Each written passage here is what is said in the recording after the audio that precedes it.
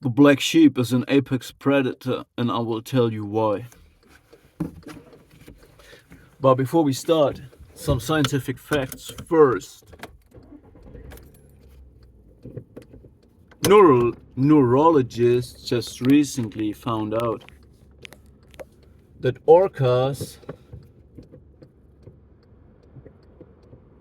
have more cortical neurons than human beings, alright? And these are very important for higher consciousness, cognitive functions, whatever. I don't know what I'm talking about because I'm just self-expert, you mind saying. So, and orcas have 80% free time in their lives. This is another thing that sets them apart from human beings, because we are living in a psychopathically, narcissistically designed world that is basically based on slavery. And you know what world we're living in, right? So psychopaths always take control over narrative, over finances, over human resources. So this is why we don't have 80% of time free, but we could have the same. We could have the same. Or maybe only 70%, because we don't have so many cortical neurons like the orcas, so we're not as intelligent as orcas. But we have the advantage to have free hands and can create tools. However, orcas are apex predators, like the black sheep is. They are highly adaptive.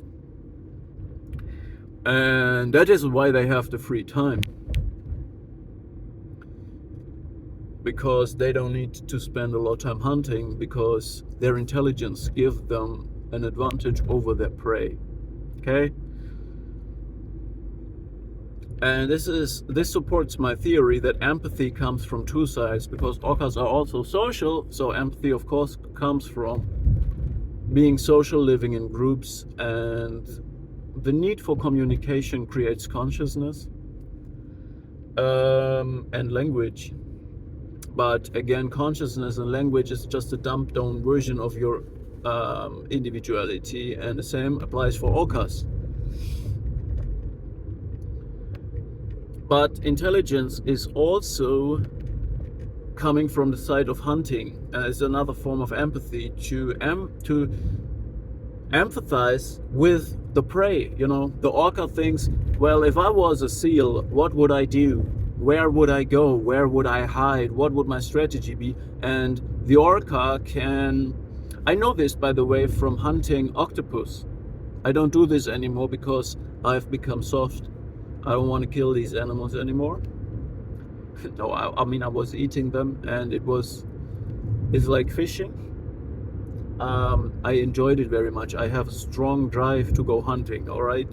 And I felt like I create a connection to the animal when I hunt for them, and especially octopus are very, very intelligent, and it's almost a spiritual connection that you build up to that animal when you look for it, and you find other fish who guide you, and it's insane. It's a crazy experience. And orcas will do the same to find their prey. So empathy comes from two ways: from living in social groups, but also from hunting, and orcas excel at both. So that's why they are so intelligent. And why is the black sheep an apex predator?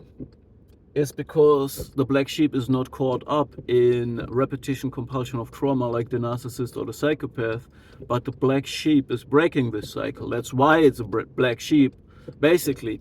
But I just recently watched a very nice summarizing video of Sam Vaknin, only 20 minutes long, that describes all the phases of narcissistic abuse, and nobody can do this better than Professor Sam Vaknin. But there is one phase that is called the spotting phase, when the narcissist observes his new environment and scans people whether they will co-opt with him, and runs through some tests. You know, these people have their own will? or will they succumb to my fantasies? That's like when they say, you know what, I believe I'm a shaman, and you tell them, oh well, a shaman is like a person that lives in another ethnical group, is supported by this ethnical group, and has proved that he can change things in the spirit world to heal people.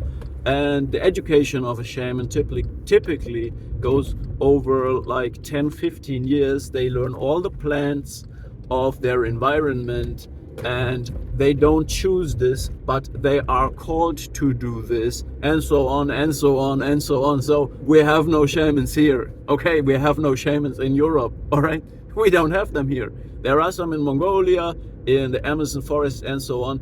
So the narcissist will ask you whether you are willing to join his delusion that he is a shaman or that he's whatever he is. And when you when you give him a reality check, it's not good. It means you're the enemy. All right. So that being said, in this spotting phase, they also find vulnerabilities, and they will actually give you hints of your shadow, because they will present as exactly that what you have repressed. Okay, so because they are caught up in the repetition compulsion, they go in circles. They repeat the same circles over and over again, and they will take the shape of your shadow. Okay, so they will scare you or they will try to scare you by mimicking that what you have repressed. All right, but always remember also the projective identification they use. It means that they will also project their inner turmoil and abandonment, fantasy, trauma into you to shape and to change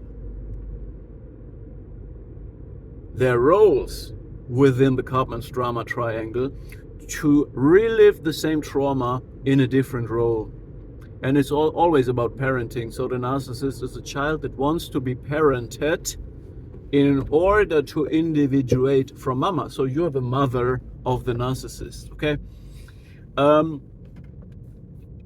However, they spot your shadow, your repressed side, all right?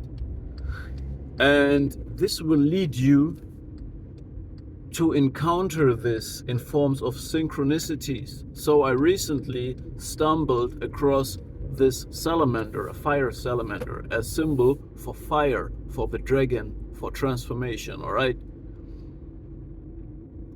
And this is what shadow work means for me. It's a connection of experience. It's when you set into relation and connection past experiences, present synchronicities, follow these synchronicities, aka what is this salamander mean? It's a fire salamander. And a few weeks later, I will find out it means the dragon. And when I find this out, I'm asking myself, what does a dragon archetypally mean? And suddenly I embody this quality.